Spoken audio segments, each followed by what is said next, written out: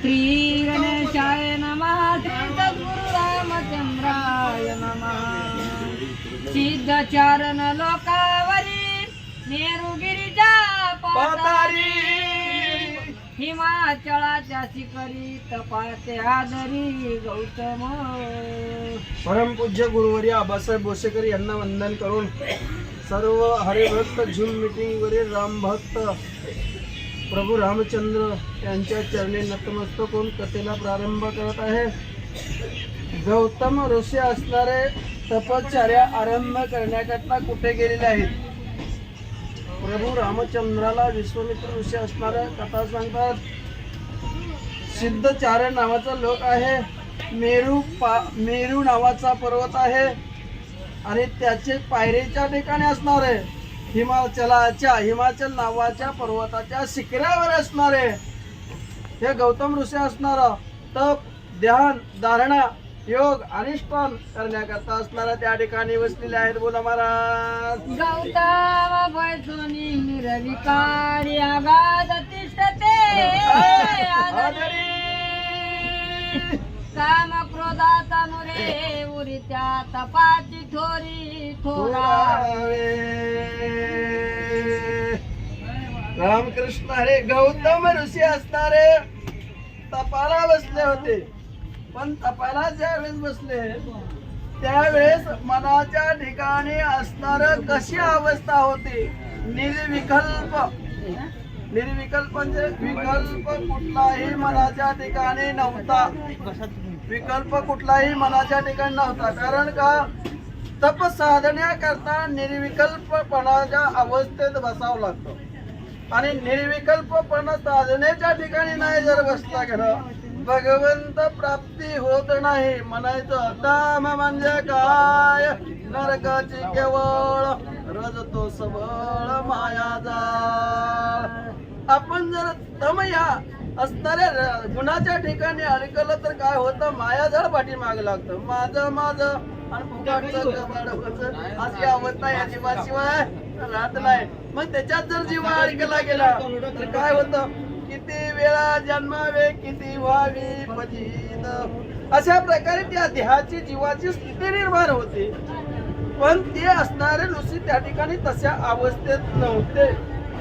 निर्विकल्प निर्विकल्प निर्विकार अशा अवस्थेच्या ठिकाणी असणारे बसले होते. आणि आघाद आघाद म्हणजे त्या असणाऱ्या निष्ठेचं वर्णनच करता येत नाही. ब्रह्मांड त्रिभुवन एका पारड्याच्या ठिकाणी ठेवावं आणि त्यांची तपश्रेष्ठत्व केलेली कर्तव्यगारीचं एका असणाऱ्या वजनाच्या ठिकाणी ठेवावं तरी सुद्धा तपाची थोडी आघाद होईल. अशा प्रकारे असणारे ते ऋषीवर्य तप त्या ठिकाणी करू लागले आहे. आणि काम क्रोध ज्याच्या अंगाच्या ठिकाणी काम आणि क्रोध आहेत आणि त्याच्यापाशी पुण्याचा साठा कधी राहत नाही. कारण का? काम ज्याच्या पाठीमागे लागला गेला तो असणारा त्याची असणारी छळण अवस्था होती. कारण का? कशी अवस्था बघा. इंद्र पडली भगे चंद्र झाला काळा नारद भजनाचा.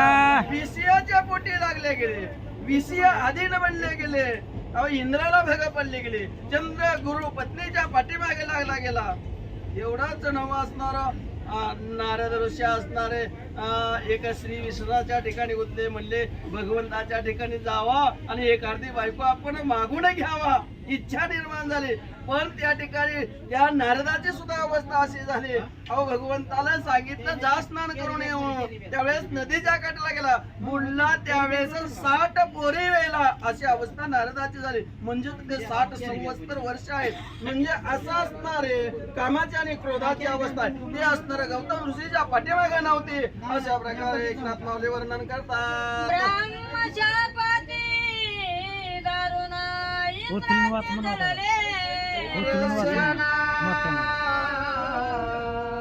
भंगे बिंबली संपूर्ण तेही लक्षण अवधारा संपूर्ण तेही लक्षण अवधारा. कारण का? ब्रह्मशाप असणारा अति दारुण आहे. ब्रह्मशाप जर झाला तर त्याच्यातून असणारा मुक्तता कधी होत नाही. असा ब्रह्मशाप आहे. याच्याकरता ब्रह्मदेवाची छळणूक आपण कधी करू नये. ब्राह्मणाचा सन्मान आती आपण सन्मान करावा, नम्रतेने राहावा. नम्र झाला भूता तेने कोंडिले अनंत. अशी अवस्था आपण स्वतः या जीवाने पण करून घ्यावं लागतं. मग तिथं काही अडचण येत नाही. तसं ब्रह्म ऋषी असणारे कोण होते? गौतम ऋषी होते. आणि इंद्राने असणारा त्या अहल्येचा भोग घ्यायचा असा विचार केला गेला. आणि ते असणारा भोगण्याकरता त्या ठिकाणी आल्यावर असणारा गौतम ऋषीचा शाप पडला होता. म्हणजेच इंद्र पडली भगे, चंद्र झाला काळा. म्हणजेच असणारा या ठिकाणी हजार असणारा इंद्राला भग पडली गेली. असा असणारा तो काय झालेला आहे बाबर माझा थांबा. अशा प्रकारे असणारा त्या इंद्र देवताची अवस्था आहे. आणि ती अवस्था कुणामुळे झाली? असणारा ब्रह्मशापामुळे झाली गेली. अशा प्रकारे एकनाथ माऊली वर्णन करतात. परदार निरीक्षण भगांकित झाले नया, परदार मुख चुंबन भगांकित वदन तेने झाले. बघा या ठिकाणी एकनाथ माऊली वर्णन करतात. जर आपण असणारा परस्त्री आपण असणारा डोळ्यानं जर पाहायची म्हटलं अवस्था अशी होती. त्याचा डोळा गेल्याशिवाय राहत नाही. अंधारा बनतो तो, अंधारा बनतो. आणि या जन्मक्षेत्राच्या येऊन या असणारा मृत्यू लोकांच्या ठिकाणी येऊन असणारा त्याला समोरचा दृष्टिकोन म्हणजेच भगवंताचं स्वरूप जे आहे ते पाहण्याची क्रिया त्याची उरतच नाही. म्हणजे कशामुळे होतं? आपण जर परस्त्री सुंदर जर बघितली गेली आणि इच्छा जर निर्माण झाली आणि डोळ्यानं जर तिला संकेत केला गेला तर त्याची अवस्था तशी होती. आणि त्याच्याही पुढे जाऊन सांगायचं म्हणलं तर अवस्था आहे परनारी परदाराचं जर असणारं निरीक्षण करायचं म्हटलं आणि ते आपल्याला भोग घेण्याची इच्छा निर्माण झाली. बघा आपल्या अवस्था अशी होती. एखादी स्त्री सुंदर जर बघितली गेली तर आपली इच्छा निर्माण होते आपण असणारा तिचा भोग घ्यावा. पण आपल्या मनाच्या ठिकाणी येत नाही. आपण तिच्या उदराच्या ठिकाणी जाऊन जन्म घ्यावा आणि तिच्यापेक्षा स्वरूपवंत आपण जन्माला यावा अशी कधी वासना आपली निर्माण होत नाही. वासनात जर असणार ती आपल्याला भोगण्याकरता जर विचार करण्याची गती झाली तर त्याचं काय होतंय? अंगाला पूर्णपणे भगे पडतात. तशी इंद्राची अवस्था भगे पडली होती आणि जीवाची बी अवस्था तशी होणार आहे. याच्याकरता एकनाथ माऊली म्हणतात माय बापा हो तुम्ही सावध व्हा आणि याच्यापासून आलिप्त राहा अशा प्रकारे वर्णन करतात.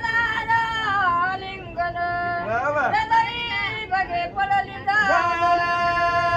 बहु भगांकित झाले मूल संपूर्ण भगांकिता. कारण का परदारा जर पाहिली गेली परदाराला जर आलिंगन दिलं पर स्त्रीला जर आपण आलिंगन देण्याचा प्रयत्न केला तर आपल्या अंगाला संपूर्ण भग पडल्याशिवाय राहत नाही. अंगातून रक्तपू वाहिल्याशिवाय राहत नाही. येतना या जिवंतपणे भोगल्याशिवाय राहतच नाही आणि भोगावंच लागतंय. परस्त्रीचा पाप यह लोकीच भोगायचा आहे. परस्त्रीचा पाप असणारा वरी जाऊन भोगायची इच्छा कोणीही जीवानं करू नये आणि ते पाप त्या ठिकाणी भोगावं लागतं. अशा प्रकारे त्या जीवाची अवस्था. एवढंच नव्हे ज्या हातानं आपण त्या ज्या स्त्रीला स्पर्श करतो आणि त्याचं मात्र असणार नवनिदान 18 भग त्याची काय होतं माहिती का? सांगायचं असतं कोणाच्या अंगावर लकवा होता, कोणाचा हात खुळावू, कोणाचा पाय खुळावू, कोणाची बोटवू, कोणाची नकुरणी पडू अशा अवस्था होतात. याच्याकरता तुम्ही संत महेशाच्या मूर्ती मायबाप आहोत श्रोत्यावर जाऊ द्या. जे नसतेला ऐकायला ते नसू द्या. पण आपण जे श्रोते मंडळी आहेत ऐकणारे त्यानं तर कमीत कमी परस्त्री माते समान मानावं. आपल्या स्वतःच्या हाताने परस्त्रीला स्पर्श न करावा एवढीच विनंती असणारे नाथ माऊली करतात. तुम्ही आनंदाने श्रवण करता. भगांकित झाले चराना हरे तळवाई जान भगे संपूर्ण बिंबली. वा धन्य आहे आपल्या जड जीवांचा उद्धार करण्याकरता भावार्थ रामायण ग्रंथाच्या ठिकाणी एकनाथ माऊलीनं कशा प्रकारे जडजीवाचा उद्धार करावा हे असणारं ज्ञानाचं अमृत तुल्य असणारं बोध या ठिकाणी केलेलं आहे. लक्षात घ्या, आपण म्हणतो नाम घेतलं की उद्धरतं. खरंच आहे, नाम अमृत गोडी वैष्णवाला योगी जीवन काळात प्राप्त जर करून घ्यायचे असेल तर ज्ञान रूपी असणारे हे शब्द आहेत आणि हृदयाच्या ठिकाणी साठवायचे आहेत. आणि ते कशा प्रकारे आहेत म्हणले, फार धन्य आहेत. परदारा असणार परदाराच्या स्त्रीच्या ठिकाणी जर आपण गमन केलं, बघा लक्षात घ्या, आपण एखाद्या शेजारी नाही आणि शेजारी असताना आपलं मन जर त्या शेजारी पशी गेलो, स्वतःची लक्ष्मी सोडतो आणि परस्त्रीच्या दारात जाऊन बसतो आणि काहीतरी खुणवा कुणवी करून तिला आपल्या जाळ्यात ओढण्याचा प्रयत्न करतो, जर अशी जर त्या पुरुषाची अवस्था असेल तर त्याला काय होतं, भगांकित म्हणजे पूर्णपणे शरीरा भग पडल्याशिवाय राहत नाहीत. याच्या करता मायबापा हो, आपण आपल्या शेजारी आई असेल, बहीण असेल, मुलगी असेल, अशा अवस्थेत वापरावं, राहावं, हे एकनाथ माऊलीचं वर्णन आहे. एवढंच नव्हे, याच्याही पुढे जाऊन सांगायचं म्हणलं, जे तळवे आहेत तळवे हीच असणार काय होत त्याला सुद्धा भग पडतात. हातात म्हणले, या प्रत्येक मंडळावरून चालताना त्याला चालायला सुमत जमत नाही. बघा, एका स्त्री विषयाच्या ठिकाणी, कामाच्या ठिकाणी गुंतल्यामुळं जीवाची काय अवस्था होत आहे आणि कशा प्रकारे होत आहे, आणि ती संपूर्ण आपल्या हृदयाच्या ठिकाणी साठवून असताना त्याचा विचार करून आपण आचरण करायचं आहे आणि सत्व बुद्धीचा वापर करायचा आहे. सत्व बुद्धी असल्याशिवाय तू का म्हणे, ते सत्वाचे सामर्थ्य करावा परमार्थ आहरणीशी. सत्व बुद्धीचा विचार असल्याशिवाय परमार्थ घडणारच नाही. म्हणून एकनाथ माऊली वर्णन करतात, सत्वाचा विचार ज्याच्यापाशी आहे आणि तो तसा वागतो चांगल्या प्रकारे. या इंद्रापाशी सत्वाचाच विचार नव्हता म्हणून त्याची अवस्था झाली. विश्वामित्र ऋषी प्रभू रामचंद्राला कुठं जनक राजाच्या नगरीच्या ठिकाणी सीता स्वयंवर करताना जाताना सांगत आहेत. म्हणजे अशा प्रकारे असणारी कथा ही तुम्हा आम्हाला श्रोते मंडळीला नाथ माऊली या ठिकाणी वर्णन करतात. गोष्टी भगांकित झाला भगे पडली लल्लाटी बगी पाटी पुरविली. बघा, एखाद्या माणसाची म्हणण्यापेक्षा एखाद्या जीवाची अवस्था, जीवावर बोलू आपण, काय फरक पडत नाही, जीवाची असा अवस्था होती.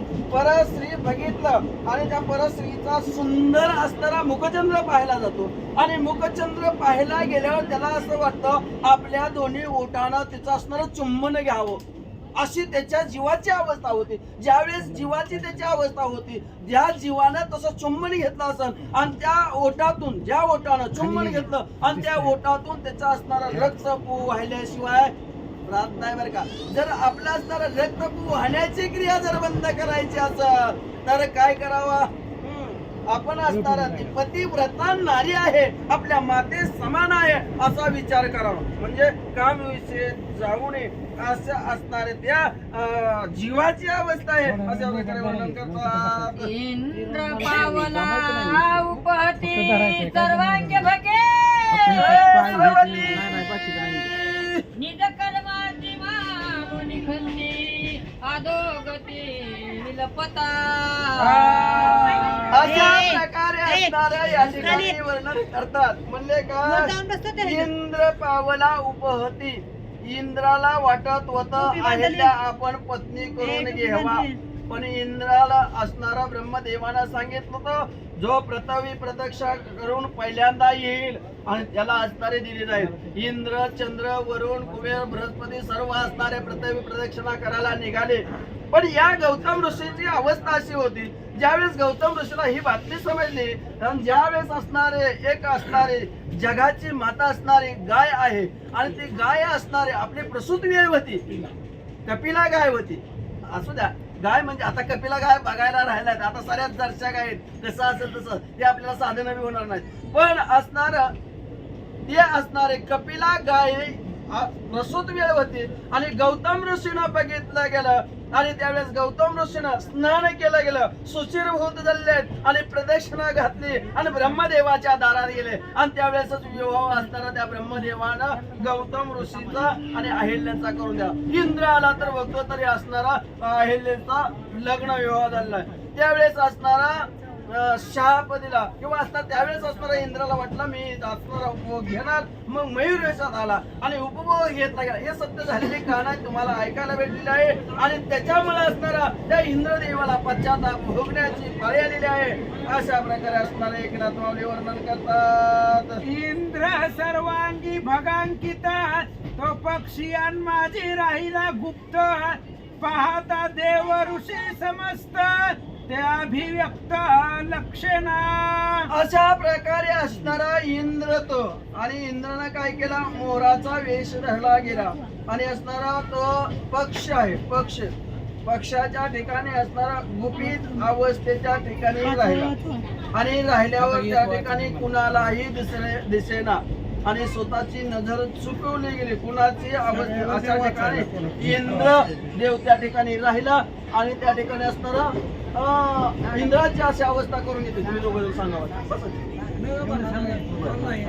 इंद्र सांडिले अमर मंडळ, मेघ झाले उच्छृंखळ, पृथ्वी झाली मंद फळ, स्वधर्म सकळ खुंटले. ज्यावेळेस इंद्राची ही अवस्था निर्माण झाली त्यावेळेस सर्व जीवजंतूला असणारा जगवण्याचं कर्तव्य इंद्राच्या हातात. तुम्ही म्हणताल असं कसं ब्रह्मदेव सांभाळ करतो, नाही, चालणार नाही. इंद्रानं ज्यावेळेस मेघाचा वर्षाव कराल त्यावेळेस त्या पृथ्वीवर फळ मळ असणारा उत्पन्न होईल आणि त्याच्या जीवात त्याच्या आशेवर असणारे पशु पक्षी प्राणी जीव असणारा जिवंत होतात.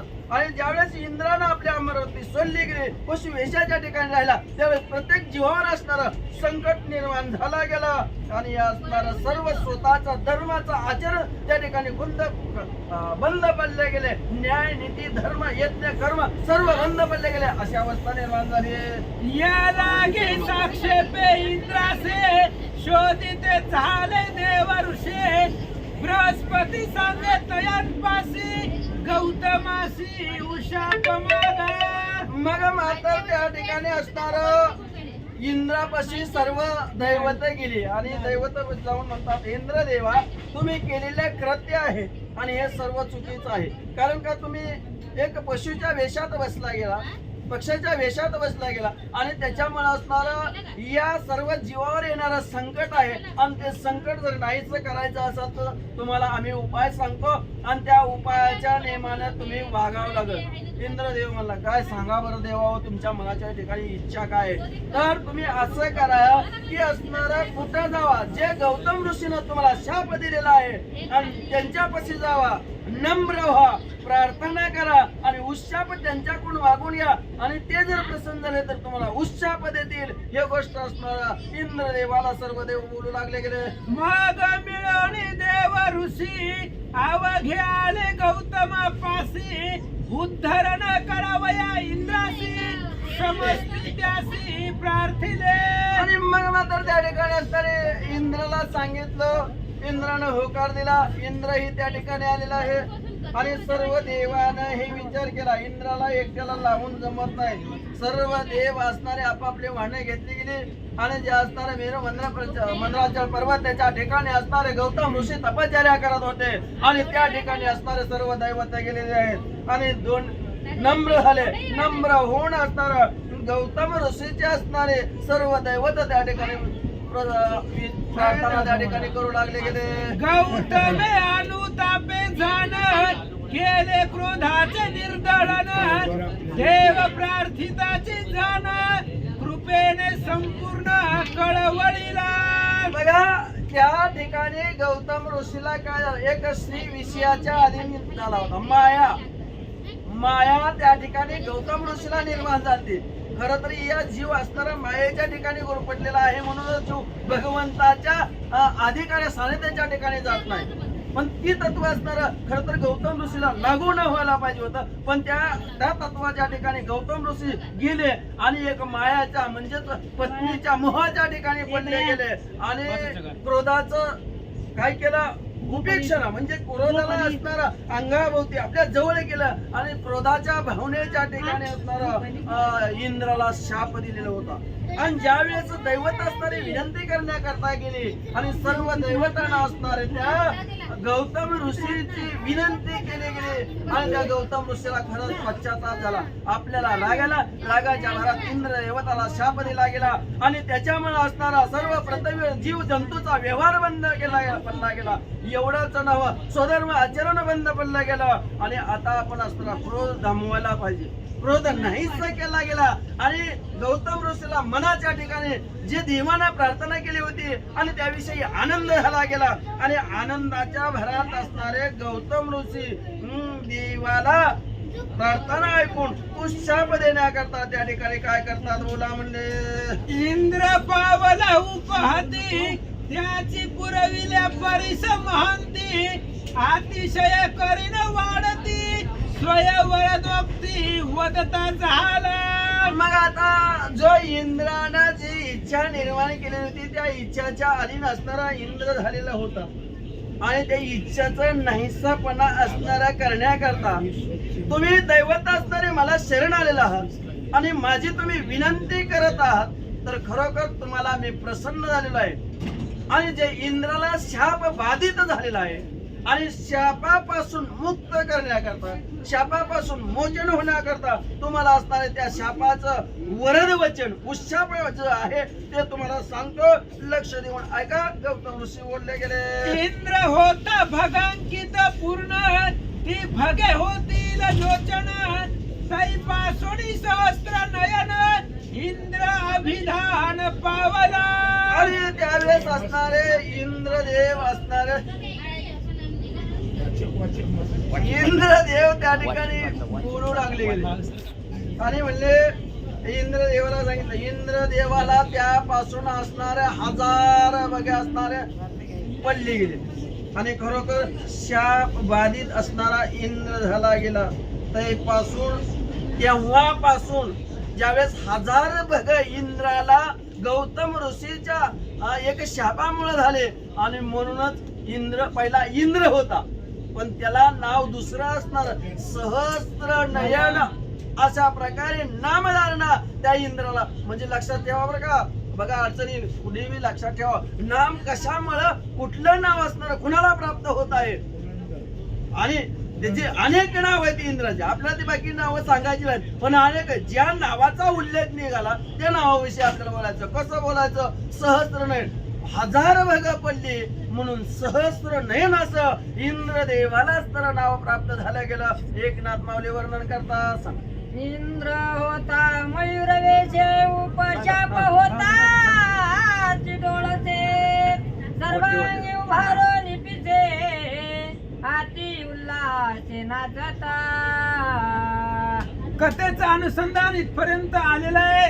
इंद्र ज्या वेळेस ऋषीवर्यांना शरण गेला त्यावेळेस गौतमांनी आशीर्वाद दिला की त्याच असणाऱ्या इंद्राला भगाच्या ठिकाणी हजार डोळे त्या ठिकाणी प्राप्त होतील आणि प्राप्त झाल्यानंतर ना पुन्हा मग त्याला त्या ठिकाणी गौतमांनी इंद्र मयूर वेशामध्ये नटला गेला आणि उशाप प्राप्त झाल्यानंतर ना पुन्हा सर्वांगाला डोळे आले आणि पिसे येऊन नाचू लागला.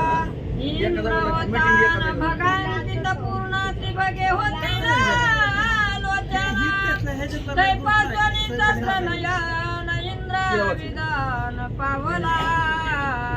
श्री गणेशाय नमः श्री प्रभो रामचंद्राय नमः.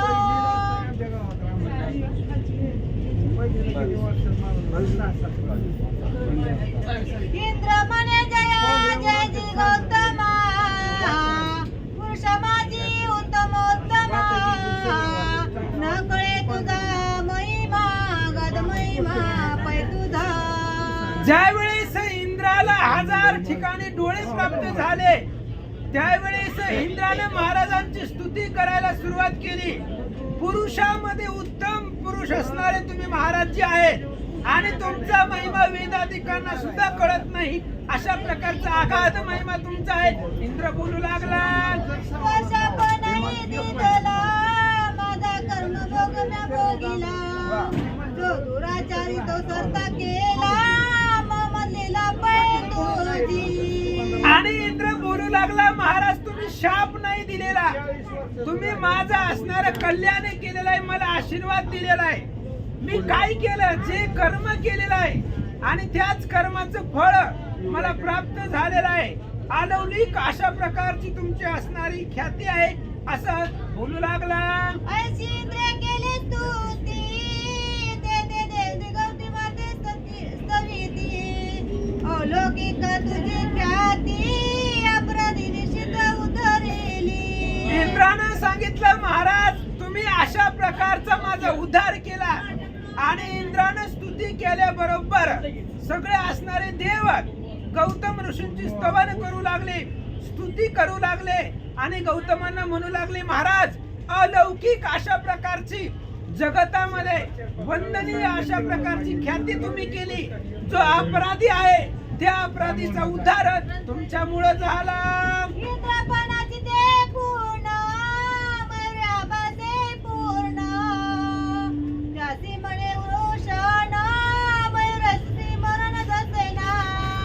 आणि मग ज्यावेळेस इंद्राला 1000 ठिकाणी डोळे प्राप्त झाले, त्यानंतर मोराच्या वेशामध्ये तो नटलेला होता, म्हणून पूर्ण असणारा मोराचा वेश इंद्रानं धारण केलेला होता. म्हणून मोराला स्त्री भोग प्राप्त नाहीये असं सांगू लागले. मयूरी आनंद नृत्यकारी, वीर्य संस्कृती नेत्रद्वारी. ते झेलुनी मयूरी, त्याने चौधरी गर्भातीसी. आणि मग मयूराला भोग कामना नाही, मग त्याचा असणारा संतती प्राप्त होण्याचं काम मोराचं कसं होतं. मोर आनंदानं नृत्य केल्यानंतर ना त्याच्या असणाऱ्या नेत्रामधून वीर्य उत्पन्न होतं आणि मयुरी ते असणारं झेलून तिच्या पोटामध्ये त्यापासून गर्भ राहतो असं महाराज सांगतात. पूर्ण महत्व आले इंद्रासी, परी ठाव नाही पुरुषवतासी. तेव्हा गजाचे ऋषण देऊन त्यासी पुरुषवतासी पूर्ण केले. आणि इंद्राला पूर्ण महत्व प्राप्त झालं गौतम ऋषीच्या शापाने आणि आशीर्वादाने. त्यानंतर ना पुरुषत्व इंद्राला माहिती नाही, म्हणून हत्तीचं वर्षण देऊन पुरुषत्व त्याचं परिपूर्ण केलं असं सांगतात. गजादाई नाही ऋषण, त्याने तुझ्याला वीर्य क्षीण. त्याशी दिले इंद्र उषण, त्याने मस्तकी संपूर्ण वंदिले. आणि मग अशा प्रकारे हत्तीनं इंद्राला दिल्यामुळं मग असणारा गज जो हत्ती आहे तो असणारा हत्ती क्षीण झाला. आणि क्षीण झाल्यामुळे पुन्हा असणाऱ्या इंद्रानं आपला असणारा वृषण हत्तीला दिला आणि हत्तीनं ते मस्तकावरती धारण केलं असं सांगतात. या लागी गजाचे देही, आता पिलिंगी वषण नाही. ते बासती मस्तकाचे ठाई, कुंभे पायी या लागी म्हणती. म्हणून हत्तीच्या देहाच्या ठिकाणी आजपर्यंत जरी पाहिलं गेलं तरी हत्तीला त्या ठिकाणी असणारं लिंग वृषण नाही, ते असणाऱ्या मस्तकाच्या ठिकाणी ते शोभून दिसत. म्हणून कुंभेब अशा प्रकारचं नाव हत्तीला प्राप्त झालं. गणेशाय नमः, श्री सरस्वते नमः, श्री प्रभु रामचंद्राय नमः. रती काळी आपण लिंगापास येते वृषण, हे हरळविते मस्तकी जाण, कुंभे पूर्ण या परिभाषे. पांडुरंगा करू प्रथम नमन दुसरे चरण संताच्या त्यांच्या कृपादाने कथित विस्तारू बाबाई सद्गुरु दास सुखा. काय माझी वाणी मानेल संताची रंग उचिताशी आपुलिया. माझी वाणी तुझे वर्णी गुणनाम ऐशी देही प्रेम काही काळा. प्रथम असणाऱ्या गणपती बाप्पांना, त्यानंतर माझे सद्गुरू असणारे चिंतामणी बाबा घोडके यांच्या चरणी नतमस्तक होऊन आणि ऑनलाईन ऐकणाऱ्या सर्व श्रोत्यांच्या चरणी नतमस्तक होऊन कथेचं अनुसंधान असं आहे की या ठिकाणी असणारा हत्तीला जे वृषण आहे ते मस्तकाच्या ठिकाणी असतं, पण ज्या वेळेला तो असणारा हत्ती रतिसुख घेत असतो त्यावेळेला ते वृषण म्हणजे लिंगाच्या जवळ येतात आणि एरवी मात्र ते वृषण हत्तीच्या मस्तकावरती असतात. आणि म्हणून हत्तीला कुंभेब अशा प्रकारचं नाव प्रसिद्ध झालेलं आहे. गजाची या वृषण स्थिती इंद्राची झाली ऐश्वर्य प्राप्ती या लागी त्यासी ऐरावती देवी समजती ठेविले नाव. बघा या ठिकाणी या असणाऱ्या हत्तीची जी काही वृषणाची स्थिती होती म्हणजे जे हत्तीचं वृषण इंद्राला मिळालेलं होतं आणि म्हणून त्यामुळं त्या असणाऱ्या इंद्राला ऐश्वर्याची प्राप्ती झाली.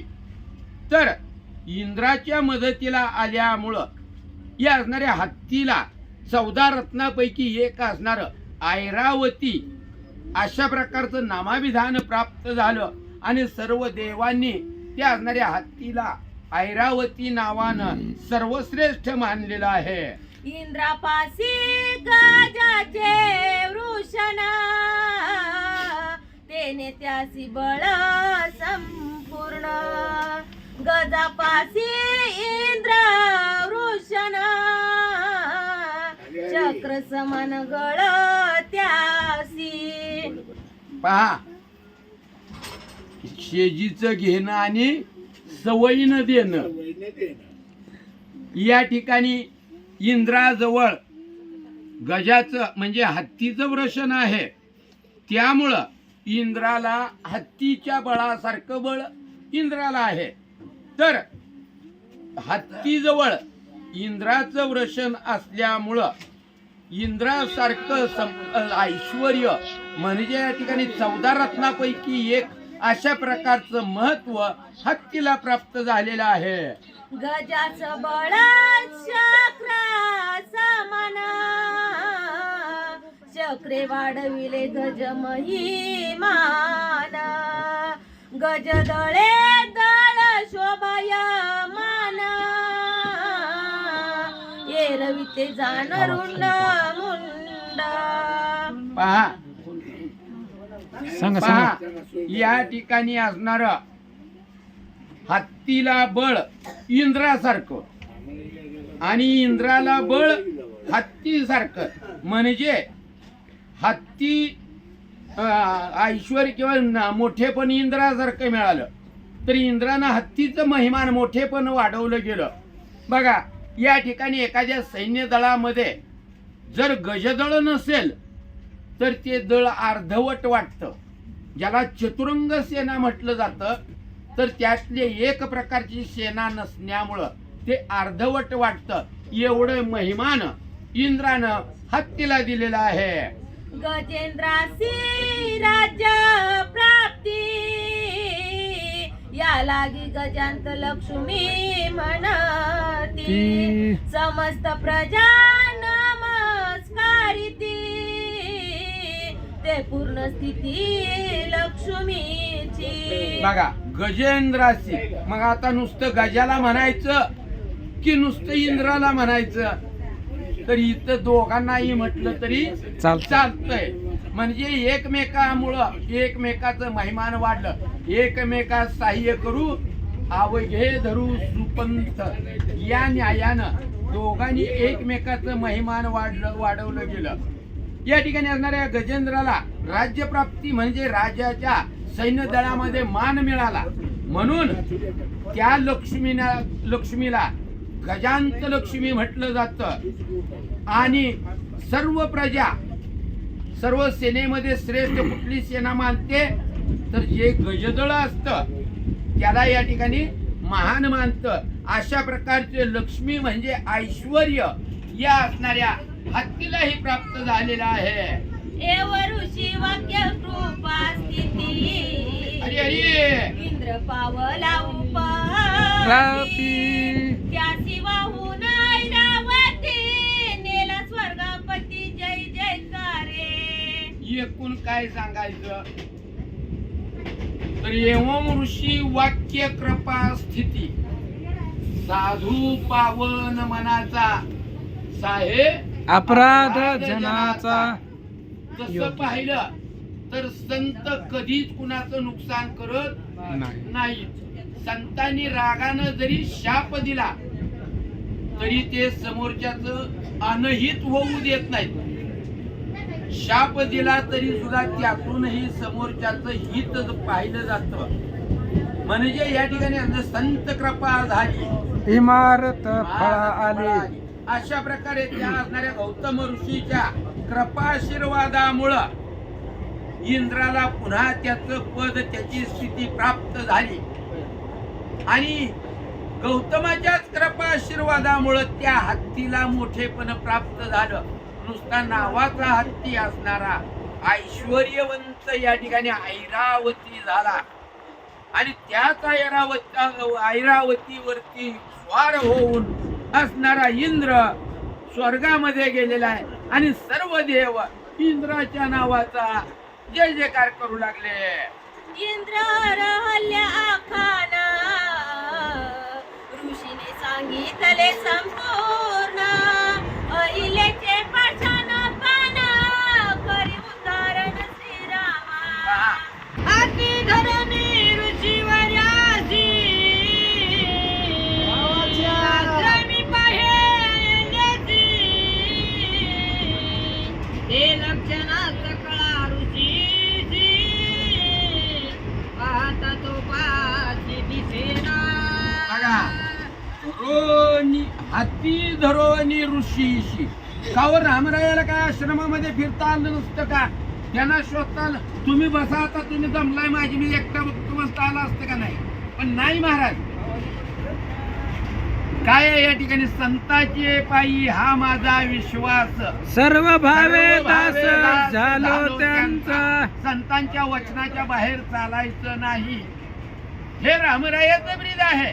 म्हणून विश्वामित्रांना हाताला धरलेला आहे. आणि विश्वामित्रांना हाताला धरून रामराया गौतमाच्या आश्रमामध्ये गेलेले आहेत. आणि तिथं माता अहिल्याला शोधू लागले.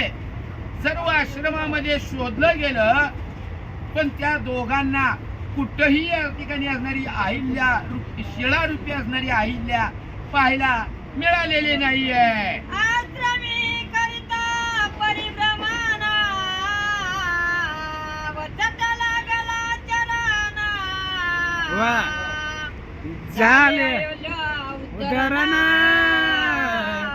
साष्टांग नमन त्या केले. आश्रमी करिता परिभ्रमण. या ठिकाणी रामराया ती अहिल्या, शिळारूपी अहिल्या कुठं आहे म्हणून शोधत होते, फिरत होते. कुठंही या ठिकाणी अहिल्या पडलेली आहे हे त्या दोघांना दिसली नाही, सापडली नाही. पण सहज माझ्या रामरायाच्या चरणीची धूळ उडाली. आणि ती धूळ म्हणजे असणाऱ्या त्या पडलेल्या शिळेवरती पडली. संत चरण रज लागता सहज वासनेचे बीज जळोनी जाय. मग जिथं संत चरणाची एवढी महती आहे, तिथं रामरायाच्या चरणीची काय महती असेल हो? सहज या ठिकाणी धूळ उडली, त्या असणाऱ्या शिळेवरती पडली. माता अहिल्याचा उद्धार झाला. जसं एखादी माऊली झोपेतून उठावी तशा प्रकारे अहिल्या सावध होऊन उठून बसली. आणि उठून साष्टांग नमस्कार माझ्या रामरायाला अहिल्यानं केलेला आहे. मस्तकी धरिले श्रीराम चरणा आनंदात रुतलिले पूर्णा. झाले श्रीराम चरण प्रक्षालना प्रेम संपूर्ण अहिल्याची. माता अहिल्यानं माझ्या रामरायाच्या पायावरती मस्तक ठेवलेला आहे. नयनी नीरलवटे कंठी प्रेम दाटे हृदयी प्रगटे राम रूप. ही अवस्था माता अहिल्याची झालेली आहे. आनंदाश्रू डोळ्यातून वाहू लागले. आणि त्याच नेत्राश्रूनी माझ्या रामरायाच्या चरणाला अभिषेक माझ्या असणाऱ्या माता अहिल्यानं केलेला आहे. आणि हे काय दाखवायचं नाटक होतं का हो? कारण आजकाल रडू लगेच येतं, डोळ्यातून अश्रुधारा लगेच येतात. पण त्या अश्रुधारा साध्या नसतात. ज्याला शास्त्रामध्ये नक्राश्रू म्हटलं जातं. कारण आजकाल कुठेही कुणी रडू लागतं.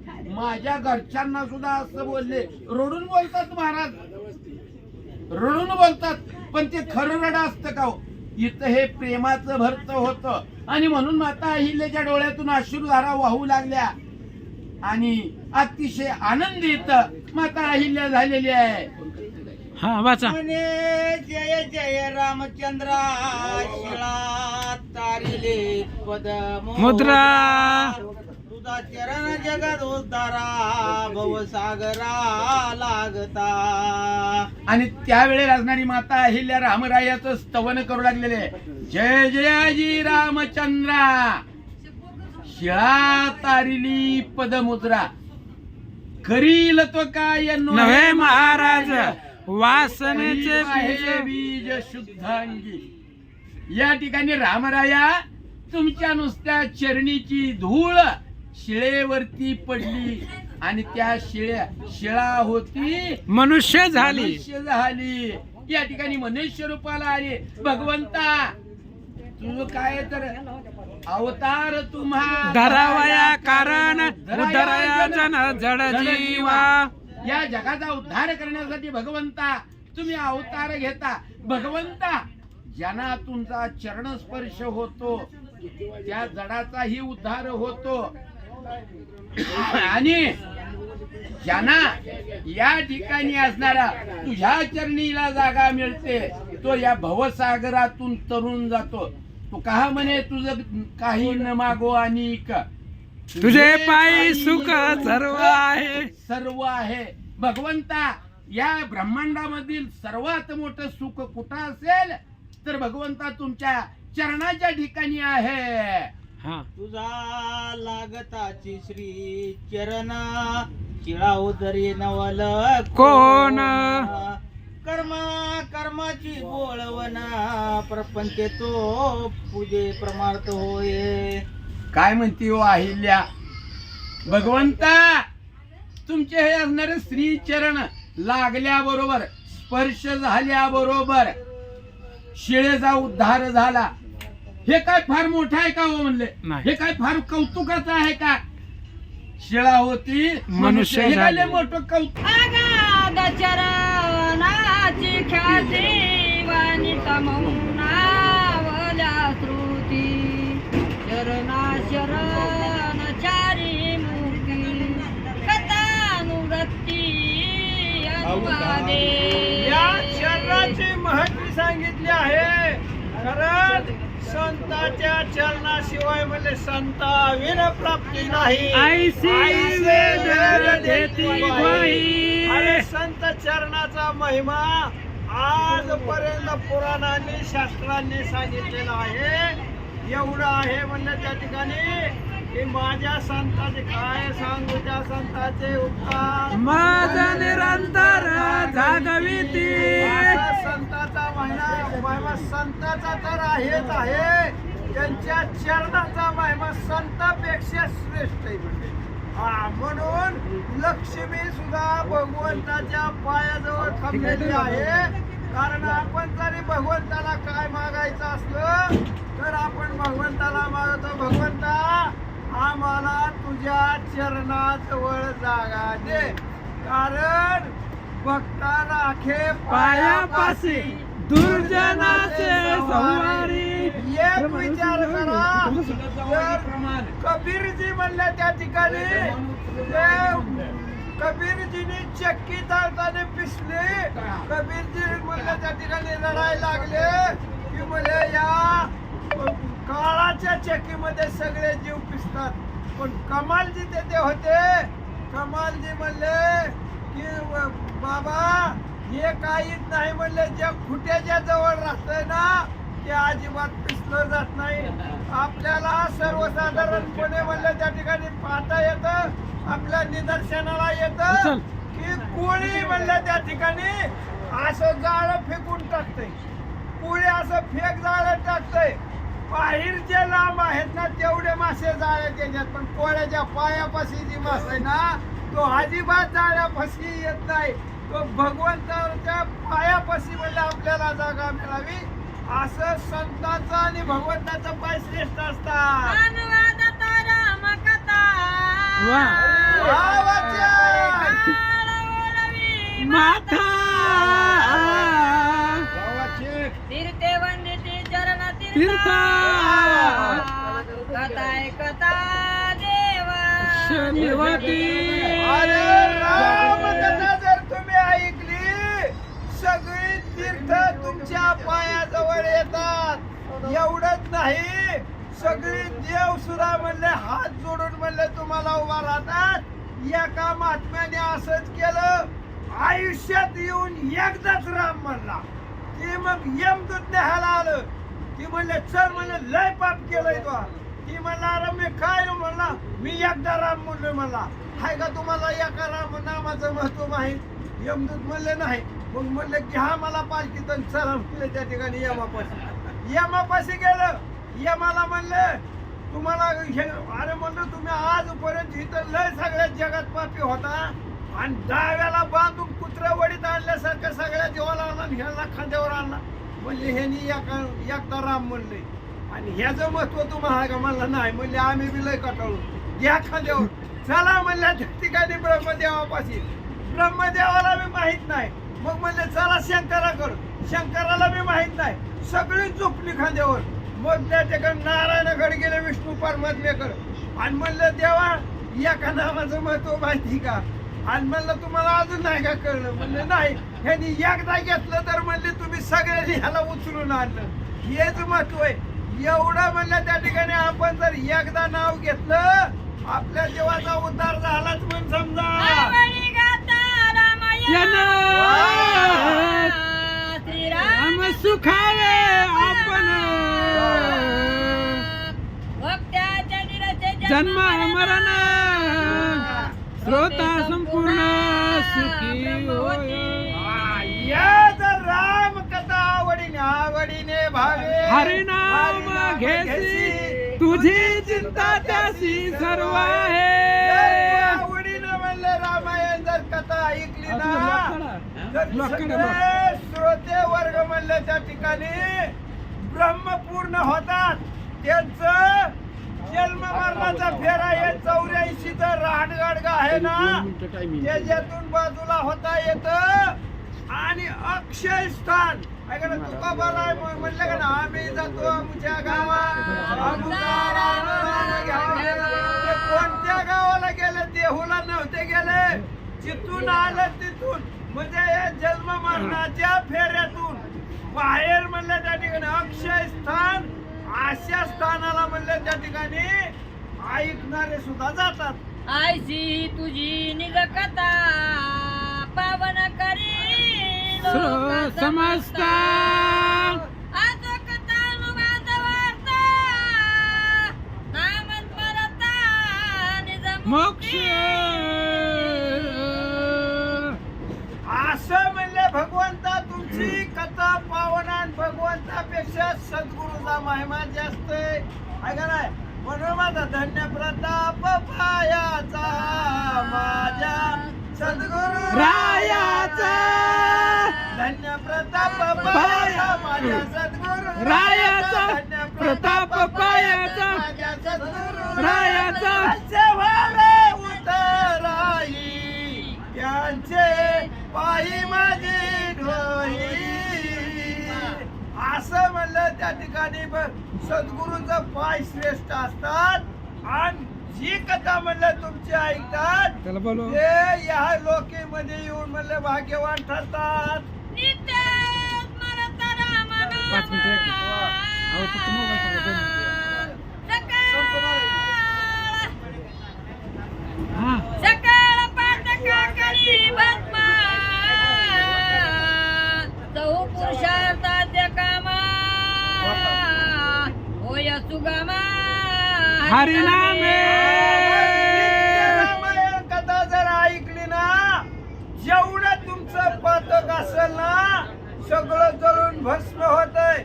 तृण अग्नी मेळे समरस झाले कैसे नाम केले जपता हरी. आणि म्हणलं हे 4 पुरुषार्थ आहेत धर्म अर्थ काम मोक्ष हे सगळं सोपं होतं म्हणलं सोपं ऐका ना, एक एक पुरुषार्थ गाजवायला एक एक जन्म सुद्धा कमी पडतो, पण हे चारही पुरुषार्थ म्हणले सहज सोपे होतात. हा. मरण जन्म मरणाची बोल. वा. समूळ विरे तुपना बहुबंधना बाधेना. जर म्हणलं त्या ठिकाणी ओवी परत वाटा मारायला माझ्या डोक्यात नाही. पुरुषार्थाचे काम वा. वाचा वाचा. नित्यच मरता राम नाम सकळ पातक करी भस्म. जहू पुरुषार्थाचे काम होय सुगाम हरे नामे करिता राम नाम स्मरण जन्म मरणाचे मरण समूळ विरेमी तुपन बहुबंधन बाधे. ना. जर म्हणलं ही रामकथा ऐकली, मी तू पण होत विदेही अवस्था होते आणि जन्म मरणाच्या फेऱ्यातून म्हणले त्या ठिकाणी पुनरपी जननम पुनरपी मरणम पुनरपी जननी जठरी शयनम. या दुःखातून हा भवसागर म्हणले जन्म मरणाचा भवसागर पैल तीराला होतो ना आपला नावाडी साक्षात भगवंत होत म्हणतात. बाधेन माया मोहन बाधेन कर्म बंधन बाधेन त्रिविधी विंदाना रामस्मरण करिताची. नामस्मरण जर केलं तर माया त्याला बाधत नाही.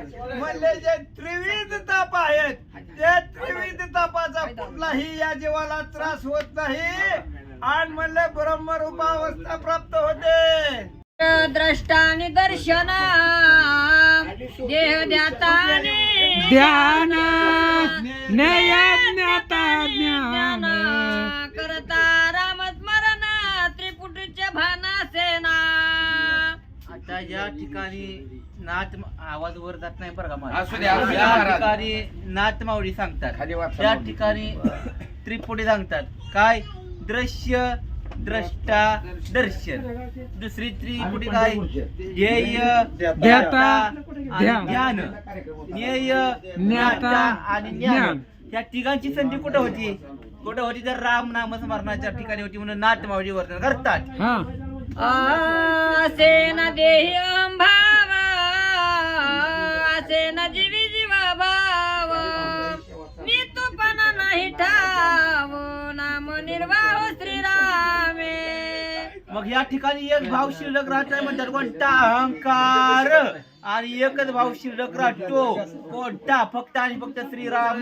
तो नाही ना मी नाही.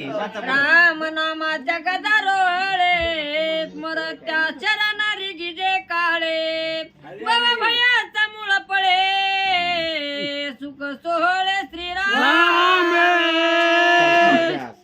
मग या ठिकाणी नाथमाऊली काय म्हणतात? ही जी काय हलकं रोळ आहे गदा रोळ आहे कशाला?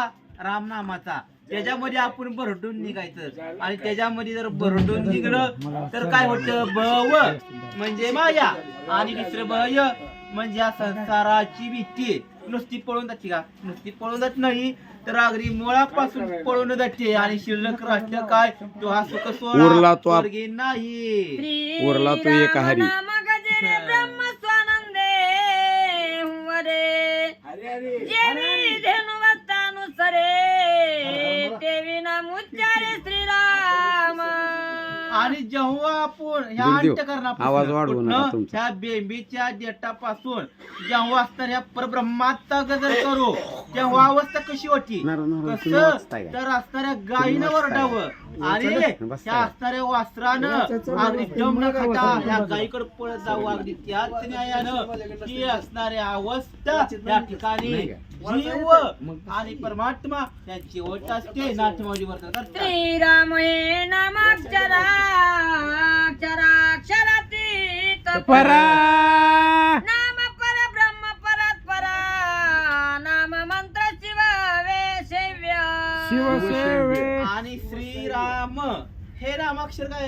फक्त अगदी तीनच नावायची. श्री राम. आदिक रा आदिक म. मग हे कसे आहे मा? क्षर. क्षर म्हणजे काय? नाशवंत पावणार.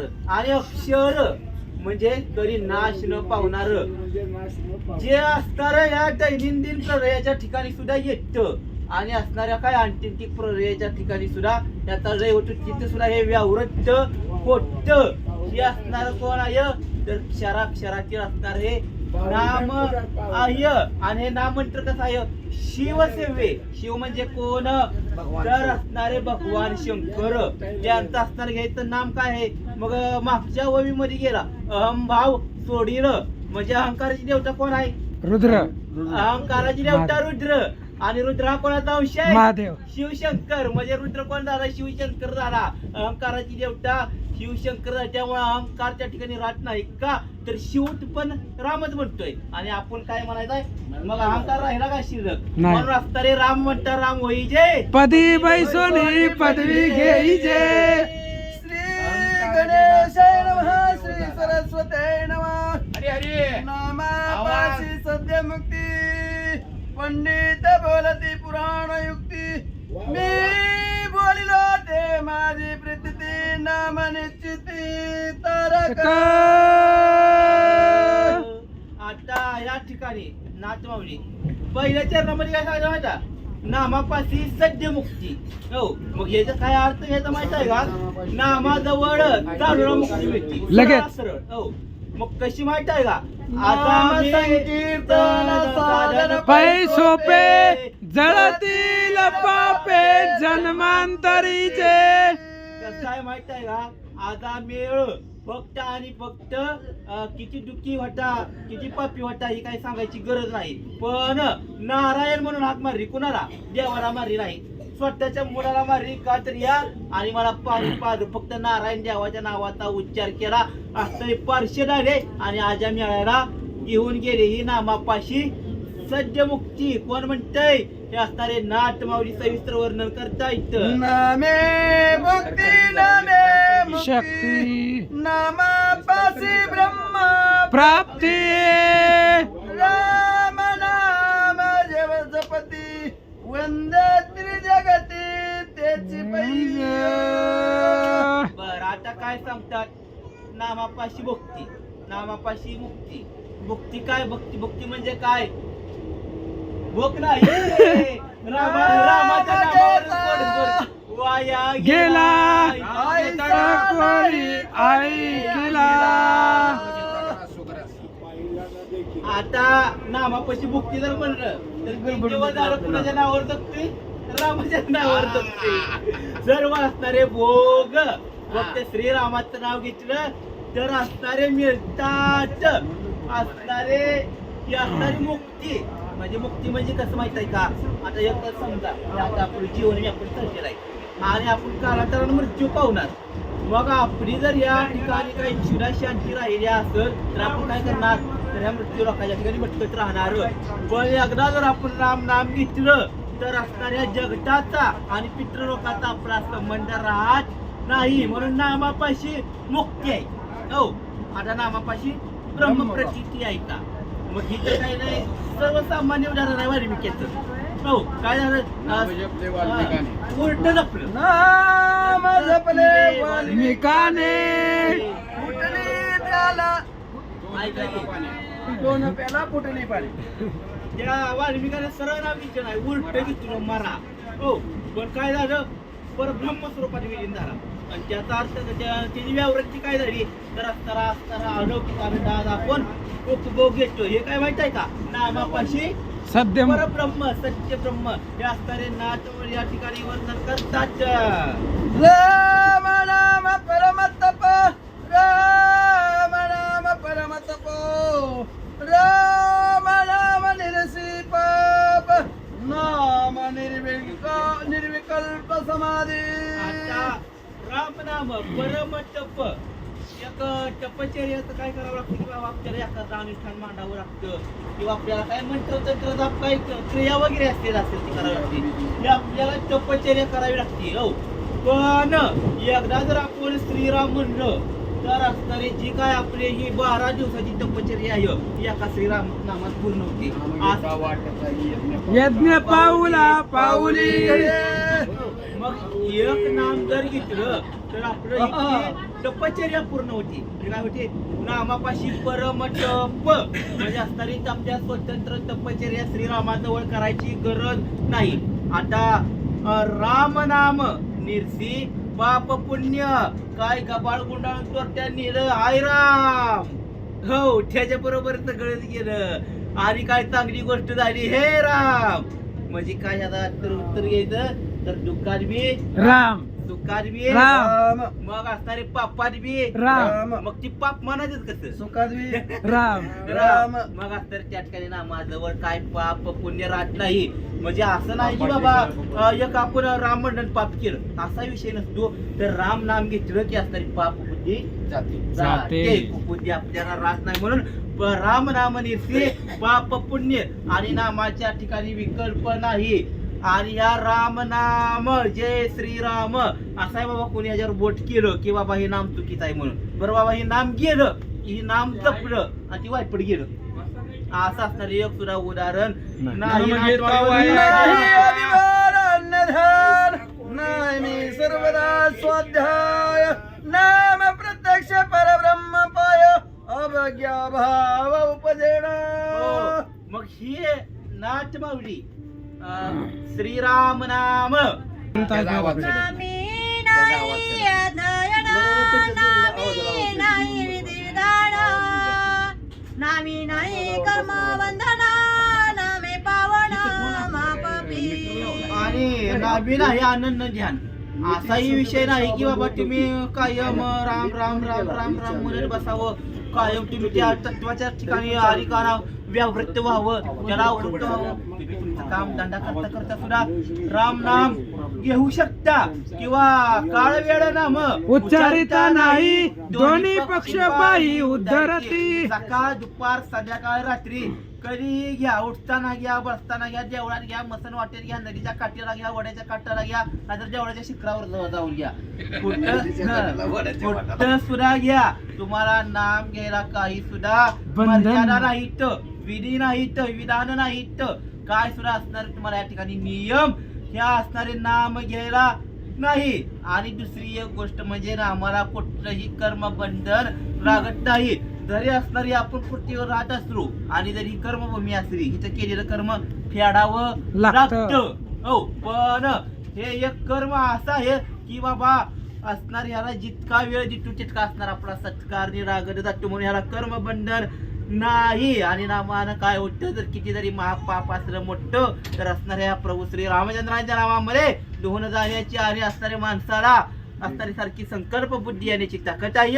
नाटमावली वर्णन करतात. जरी झाला दुराचरित तुझे भरी अनुता भरी, राम नामे जपे जिव्हारी, तो साधू संसारी भगवत.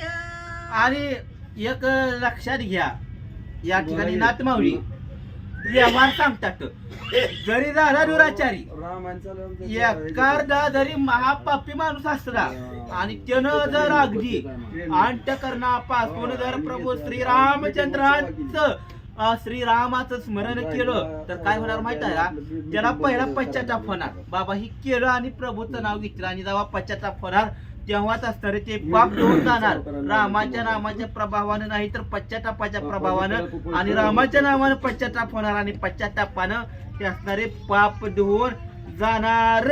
आणि तो असणारे राम नाम जिव्हारी. आता एक वाक्यप्रचार लक्षात घेऊ. माझ्या जिव्हारी लागलं बरं बाबा. काय एखाद्याचा शब्द आपल्या अंत लागतो तसंही नाम कसं लागतं माहित आहे? अंत करणार लागतं. कर्मट नाही घेतल्याशिवाय. त्यामुळे असणारे काय तर साधू संत काय करतात तर कायम त्याचं असणाऱ्या ह्या मुखामध्ये ह्या प्रभू रामचंद्रांचं नाम असतात. बोलत नाही.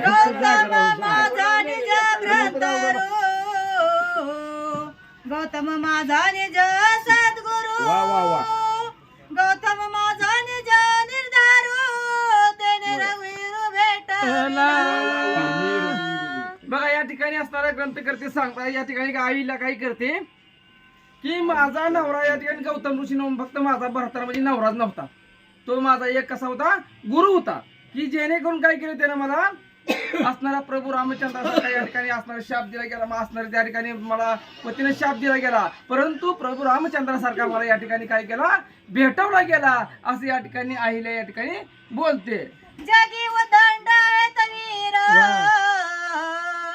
परिच्छेदून शक्य अहंकार निधड दासी रामचंद्र मला साहेब राम माझा. जगामध्ये या ठिकाणी कसं येतं, उदंड म्हणजे भरपूर असं वीर आहेत, म्हणजे या ठिकाणी भरपूर या ठिकाणी होते, या ठिकाणी असणारे या ठिकाणी येतं, परंतु प्रभू रामचंद्र कसा आहे, तिच्यासारखा या ठिकाणी असणारे वीर पुरुष ऐकून तो काय करू शकतो या ठिकाणी, तर अहंकार या ठिकाणी छेदतो या ठिकाणी. परंतु जगामध्ये असा कोणी नाही या ठिकाणी काय करतो, आपला अहंकार छेदू शकतो, असा जगामध्ये कोणी सुद्धा नाही या ठिकाणी. अशी या ठिकाणी त्या आईला या ठिकाणी काय करू लागले, तर स्तुती करू लागली, म्हणतात ऐसी अहिल्या करते स्तुती गौतम कळेले ज्ञान शक्ती तेने होनी शीघ्र गती सोय रघुपती पूजिला. अशा प्रकारची स्तुती ज्यावेळेस अहिल्या करू लागली प्रभू रामचंद्राची, त्यावेळेस गौतम ऋषी या ठिकाणी राहावे ना, त्या ठिकाणी गौतम ऋषी ताबडतोब त्या ठिकाणी आले गेलं आणि ताबडतोब येऊन त्या ठिकाणी काय करू लागलं, प्रभू रामचंद्राचे चरण धरलं गेलं आणि प्रभू रामचंद्राचं या ठिकाणी षोडोपचारे पूजा त्या ठिकाणी करू लागली, म्हणतात काम क्रोध निर्दयी गौतम ऐला श्रीरामे निष्काम दोहांची वृत्ती सजे सम रामे प्रब्रह्म पावन.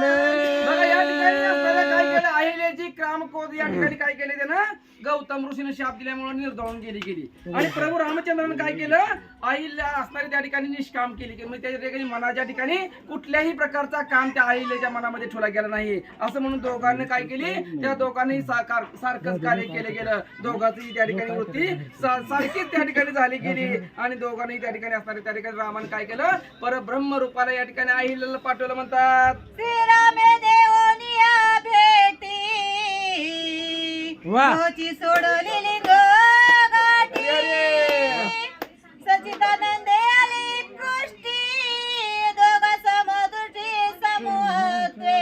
बघा प्रभू रामचंद्राने काय केलं, तर तिची सर्व असणारी मनाची असणारी वासना त्या ठिकाणी काय केली, काम क्रोधाचं निर्धारण केल्यामुळे या ठिकाणी काय केलं, तर ती असणारी पहिल्यासारखी पतिव्रतासारखी झाली गेली आणि दोघंही त्या ठिकाणी असणारी निष्पाप त्या ठिकाणी झाली गेली आणि दोघांचं मिलन या ठिकाणी प्रभू रामचंद्रानं केलं गेलं म्हणून सांगतात. दोहीचे एक देखणे पण दोहीचे एक सावध श्रवण दोहीचे एक मन उन्मन दोन्हीचे धन्य घन श्रीरामे. बघा या ठिकाणी दोघांचं एक पण त्या ठिकाणी झाले गेलं, अहिल्याचा आणि त्या ठिकाणी गौतम ऋषी या ठिकाणी आणि दोघांमध्ये या ठिकाणी जो द्वेष होता, जो त्या ठिकाणी असताना जो आला गेला होता, तो समोर त्या ठिकाणी असताना नाचला गेला या ठिकाणी त्या ठिकाणी गेला गेला आणि प्रभू रामचंद्र या ठिकाणी काय केलं, तर दोघांचं अंतःकरण त्या ठिकाणी एक करून टाकलं, म्हणतात दोहीचा एक आत्मा एक प्राण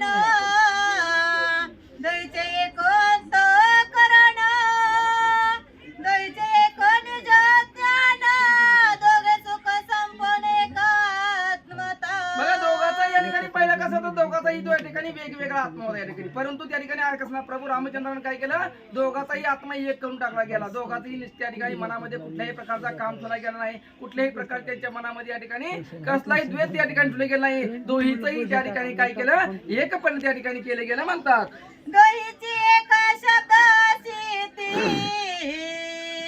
दोहीची एक इंद्रिय शक्ती प्रपंची परमात्मी समान बुद्धी दोघा समाधी बघा या ठिकाणी दोघांची या ठिकाणी शब्दसिद्धी या ठिकाणी काय केली गेली, एक केली गेली या ठिकाणी, दोघांची या ठिकाणी इंद्रिय विधी सुद्धा त्या ठिकाणी प्रभू रामचंद्राने काय केली, एक केली गेली आणि दोघा त्या ठिकाणी काय केलं, तर दोघांनी त्या ठिकाणी परमार्थाला त्या ठिकाणी काय केली, समान बुद्धी दिली गेली, त्या ठिकाणी एक समान त्या ठिकाणी बुद्धी देऊन काय केले, दोघालाही त्या ठिकाणी एकच समाधी या ठिकाणी दिली गेली म्हणून सांगितलं गेलं. ऐसी एकात्मता निष्ठ दोघा भरीला शेष पाठ गौतम ऋषीवर्य वरिष्ठ ऐला श्रेष्ठ पती व्रता बघा दोघांची त्या ठिकाणी काय केलं, हे दोघीचं दोघंही त्या ठिकाणी असणारे दोहे पंचभूत त्या ठिकाणी विसर गेले, एक केलं गेलं आणि दोघांनाही त्या ठिकाणी एक तत्वाला त्या ठिकाणी आणलं गेलं आणि त्या ठिकाणी असणारे दोघंही त्या ठिकाणी काय केलं तर असणाऱ्या गौतम ऋषीला त्या ठिकाणी काय केलं सुखी केलं गेलं त्या ठिकाणी आणि सुखी करून त्या ठिकाणी काय केलं अहिल्याचं त्या ठिकाणी उदाहरण केलं गेलं म्हणतात. ऐसी एकात्मता पूर्ण स्वय श्रीराम आपण केले अहिल्या उदाहरण गौतम संपूर्ण सुखी केला. अशा प्रकारची दोघांमध्ये काय केलं एक पण केलं त्या ठिकाणी केलं गेलं एक तत्व त्या ठिकाणी आणलं गेलं आणि एक तत्व आणून त्या ठिकाणी काय केलं प्रभू रामचंद्राने या ठिकाणी अहिल्याचा त्या ठिकाणी उद्धार केला गेला आणि असणारे त्या ठिकाणी काय केलं गौतम ऋषीला असणार त्या ठिकाणी सुखी केलं गेलं म्हणतात. सुखी संपन्न ऋषी स्वर हर्षे निर्भर सुरवर वर्षती सुमनांचे संभार जय जयकार वर्तला. बघा, या ठिकाणी काय केलं गौतम ऋषीला त्या ठिकाणी सुखी केलं गेलं आणि गौतम ऋषीला सुखी करून त्या ठिकाणी काय केलं तर सर्व देवांनाही त्या ठिकाणी अतिशय आनंद झाला गेला आणि देवाने अतिशय आनंद भरा त्या ठिकाणी काय केलं गौतम ऋषीवर या ठिकाणी अहिल्यावर या ठिकाणी आणि प्रभू रामचंद्रावर काय केली पुष्पवृष्टी केली म्हणतात. एकात्मता तरलो म्हणती जे की भेद तृप्ती विषयासक्ती ऐसे ऐकोनिया मुक्ती श्रोते हसती सज्ञान. मला या ठिकाणी काय करू लागले तर दोघे बी त्या ठिकाणी काय करू लागले तर असणारे काय केले आम्हाला एक तत्वाला प्रभू रामचंद्राने आणलं गेलं म्हणली या ठिकाणी दोघांचंही त्या ठिकाणी एकत्व पण त्या ठिकाणी केलं गेलं म्हणली आणि आमची या ठिकाणी काय केली भेदवृत्ती या ठिकाणी काय केली गेली प्रभू रामचंद्राने काय केली कुंटली गेली म्हणली या ठिकाणी असं म्हटल्यावर या ठिकाणी काय करायले तर श्रोते सज्जन त्या ठिकाणी काय केलं सज्ञान लोक हसू यायला लागले म्हणतात त्यांना. कवित्व करीता ती धीट पाठ मेळविती कर्म कचाट देवी कवित्वाची कटकट श्रोते नीती. बघा, या ठिकाणी श्रोते सज्जनांना या ठिकाणी कशामुळे हसवायला गेलं असेल या ठिकाणी तर या ठिकाणी तिनं काय केलं आचरण त्या ठिकाणी ह्याच्या आधी काय केलं इंद्राचा त्या ठिकाणी इंद्राकडून भोग घेतला गेला आणि इंद्राकडून भोग घेऊन या ठिकाणी काय केले परत या ठिकाणी काय केलं तर एकत्व पण झाले गेलं म्हणजे या ठिकाणी गौतम ऋषीचा आणि अहिल्याचं या ठिकाणी आणि त्या ठिकाणी दोघंही त्या ठिकाणी एकत्वपणाने मिरवते गेली म्हणजे या ठिकाणी याचा या ठिकाणी काय केलं कर्माचरण तिने या ठिकाणी काय केलं होतं असणार त्या ठिकाणी त्या कर्माचरण त्या ठिकाणी असणार काय केलं तर त्या कर्माचरणाचा वीट मानाला असं या ठिकाणी कर्माचरण केले गेले होतं असं म्हणून त्या ठिकाणी काय करेल श्रोते सज्जन त्या ठिकाणी त्यांना हसू आलं गेलं म्हणतात. जे कवित्री शब्द चातुर्य शोभा ते शाब्दिकासी अति वल्लभा ते कथा परमात्म ज्ञान गाभा ते कथा जगदंबा जगनिवरी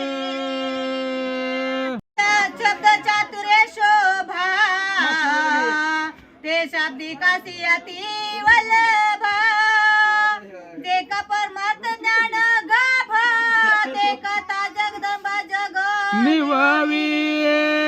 या ठिकाणी सांगितलं गेलं हुशार पंडित असतोय आणि हुशार पंडिताला जे ज्ञानरूपी शब्द असणारे अनुप्रमाणे म्हणतात किंवा अमृतासारखे गोड वाटतात.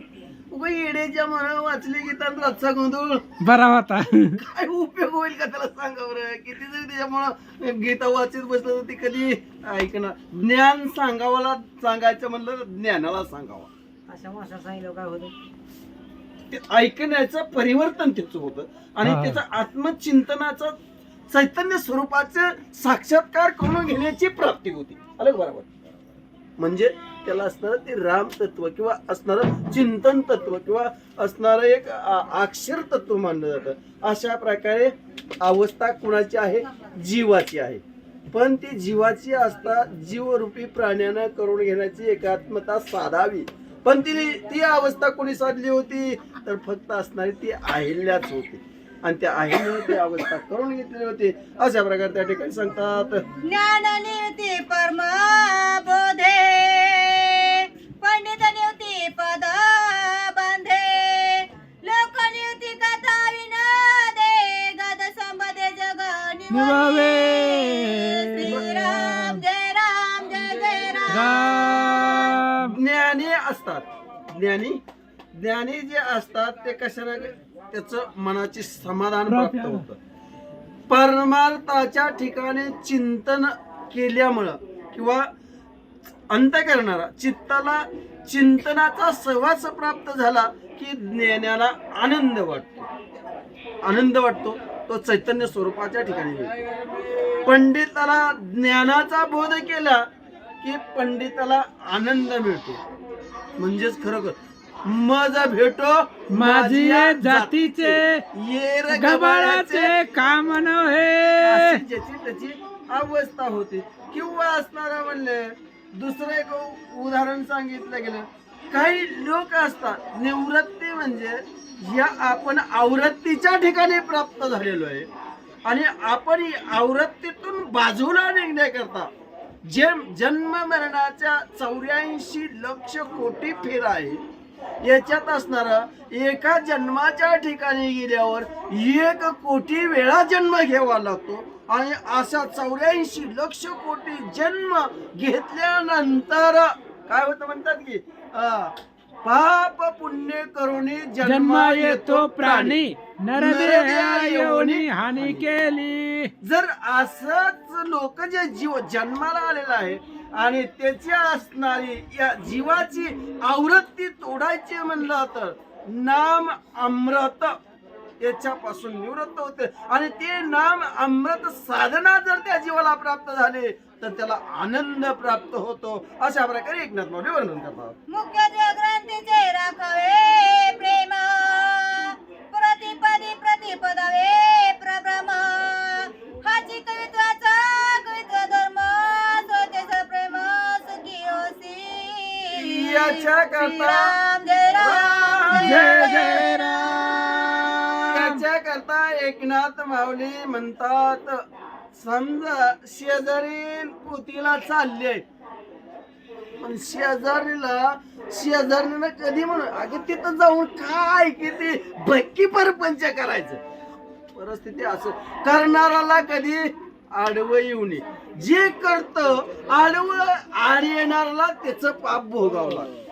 म्हणजे आणि समजा जर आम्ही इथं बसलोय, आता आम्ही समजा आमचा एक छंद आहे, आम्ही एक आता लाईव्ह ग्रुपवर आम्ही सेवा एकदम 1 तासभर केली.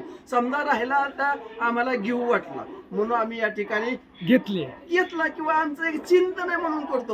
पण काय न ऐकणाराला बेवड्या लोकाला वाटतं काय उगाच झेंड बडबड लावली येड समिती यांच्यासारखे माणसं कुठंच बघितली नाहीत. म्हणजे अशी परिस्थिती जीवाला ते प्राप्त होऊ नये. कारण ती असणारे परिस्थितीतून जर निर्मुक्त व्हायचं असेल तर काय करावं लागेल माहितीये का? काय करावं लागेल माहितीये का? भगवंताचं चिंतन आणि भगवंताचं चिंतन करू. जे 18 पुराण आहेत, 4 वेद आहेत, शाही शास्त्र आहेत, याला असणार कधीही निंदा परिवर्तनाच्या ठिकाणी आणू नये. शास्त्र ते शास्त्र प्रवीण आहे. शास्त्र असणार या जड जीवाचा उद्धार करणार आहे. एकच देह भावाचा विचार करावा आणि त्याचं पठण करावं, चिंतन करावं. जर नावं जर ठेवली तर काय होतंय माहित आहे का? येम असणारा नराड्याला बांधून वडीत नेतो आणि हासाडाचं टपकं बसतात. पण तेवढं तर असून तर ते काय सुख आहे का? वरी गेल्यावर काय करतो माहितीये का? आपल्या पायाला दाव बांधतो आणि राहटावर शिंतो. जसे आपण पाण्याचे घागर शिंतो, पाण्यात खाली सोडतो, रिकामी असलेली घागर पोवती भरले की आपण टरारा वडी ओढतो. तो संयम आपल्या पायाला दोरा बांधतो आणि राहटावर खाली सोडतो. पण घागर भरल्यावर आपण ओढतो बरं का, लक्षात ये. पण ती आड असणारा कशाचा असतो माहिती का? नरकाचा. लक्षात घ्या आपण मी काय सांगतोय. जर समजा लहान लेकरानं शी केली तर काही वाटत नाही, पण मोठ्या माणसाची जर शी बघितली तर नाग दाबतो. पण ज्यावेळेस येमान असणार नरकाच्या ठिकाणी सोडलं, 1 वेळा नाही 1000 वेळा खालवर खालवर कशामुळे होतं? शास्त्राला निंदा केल्यामुळं होत. आपल्याला करायचं नाही ना, करू नका, चालेल, नाही केलं तरी चालेल, पण करणाराची ही निंदा करू नका.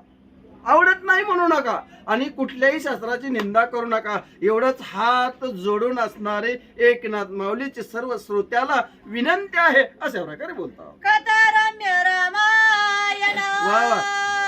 एका जनार्दना शरण झाले उद्धरण जानकीवर ते ऐका. श्रीराम जय राम जय जय राम. कसं आहे माहित आहे का, आपण जड जीव आहे. जड आपल्यापेक्षा दगड बरा. दगड का बरा? दगडाला बोललेलं कळत नाही. नाही. दगडाला हलवलं तरच हलतो. आपल्याला बोललेलं कळतं. बोललेलं कळतं. पिऊ नको, तुझ्या काय बापा जात नाही, मी पिणारच. म्हणजे ही आपली परिस्थिती. बघा आपल्याला म्हणलं काय मांसाहार करू, तुझं पैसे चालले ते का मी खातो, मी फेडणार आहे, बोलल्याशिवाय राहत नाही. म्हणजे मग दुसरी गोष्ट, आपल्यापेक्षा गाढवं बरी. कारण का नको ते चव जीव केल्याशिवाय राहत नाही. मग आज सांगितलं विषय निघाला अहिल्यावरून. विषयाच्या पाठीमागे जी गेला तर विषय आधीनं जीव गुरपटतो आणि नको ते तेवढंच जाऊ द्या. समजा त्याच्या पुढे गाढव का चांगलं म्हणायचं, तर गाढवाला तुम्हाला सांगतो फिरून फिरून कुंभारानं आणलेलं असतंय आणि मेकी पशी आणलेलं असतंय आणि त्याच्या मेकीच्या पायाला जवळ गेल्यावर नुसतं दाव बांधल्यासारखं करा. गाढव रात्रभर हलणार नाही. दुसरी गोष्ट, गाढवाला पावसाळ्याच्या दिवसात खडूळ पाण्यापाशी न्या आणि त्याला पाणी पाजा, पेणार नाही.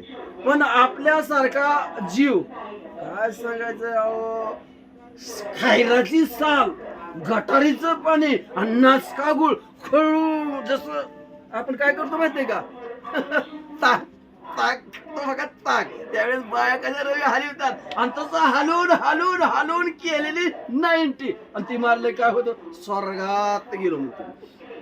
माझ्यासारखा मला स्वर्ग कोणीच धावला नाही अशी त्याची अवस्था प्राप्त होती. पण ह्या अवस्थेतनं जर निर्मुक्त व्हायचं असं तर काय करावं लागेल, हरिमुखे म्हणा हरिमुखे म्हणा पुण्याची गणना कोण करे. कारण का 184 फेऱ्यातून मुक्त करणारी अशी असणारी पावन कथा. एक शब्दाचा अर्थ पावन कथा कोणच्या, रम्य रामायण. बघा या देह असणारा आप तेज वायू आकाश पृथ्वी पंचमहाभूताचा रस रूप गंध त्वचा स्पर्श पंच ज्ञानेंद्रिय हात पाय गुद शिस्न ही असणारे पंच कर्मेंद्रिय पंच विषय आहेत. नाक कान डोळे त्वचा आणि त्याच्यातही अंत पुढे जायचं म्हणलं 4 अंतकरण आहेत. मन बुद्धी चित्त अंतकरण. आणि त्याच्याही पुढे जायचं म्हणलं तर पंचप्राण आहेत. समान उदान व्यान प्राण आपा हे पंचप्राण आहेत.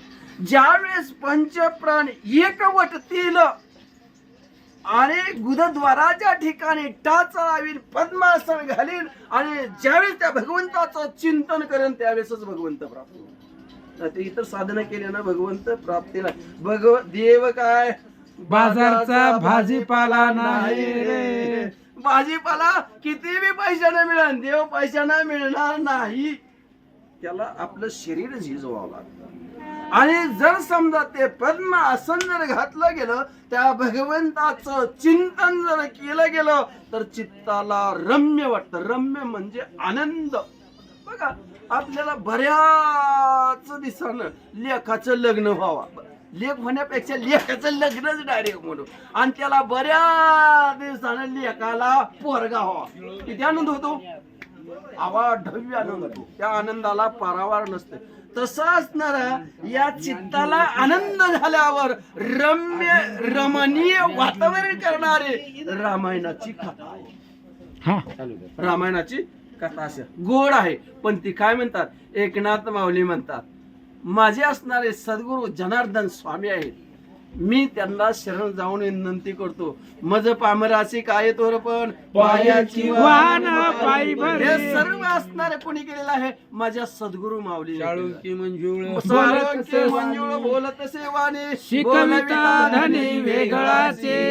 अशा प्रकारे या जीवाची अवस्था आहे. आणि खरंच तसे असणारे माझे सद्गुरु जनार्दन स्वामी राम रूपानं अवतरलेले आहे. आणि त्यांचंच हे अक्षर माझ्या काय सुद्धा नाही. पण बघा जीव, बघा बाबर महाराज, मी अर्थ सांगितला म्हणून तुम्ही ऐकला. मी नसतं तर तुम्ही ऐकला. इथं मी अहंकार, वाचलं म्हणून तुम्ही सांगितलं. इथं आपण काय होतो माहितीये का? अहंकाराच्या ठिकाणी. म्हणून अहंकाराचा वारा न लागो राजसा माझी विष्णू तसा भाविकासे. मागणं अहंकाराचा वारा भाविकाला लागू नये. अहंकाराचा वारा जर नाही लागला तर ब्रह्म चैतन्य स्वरूप होण्या उशीर लागत नाही. म्हणजेच ती असणार ब्रह्म चैतन्य स्वरूप करण्याची ताकद या रामकथेच्या ठिकाणी. भावार्थ रामायणे बालकाने काकाला टिकाया अयोध्या नाम चतुर्दश अध्याय श्रीराम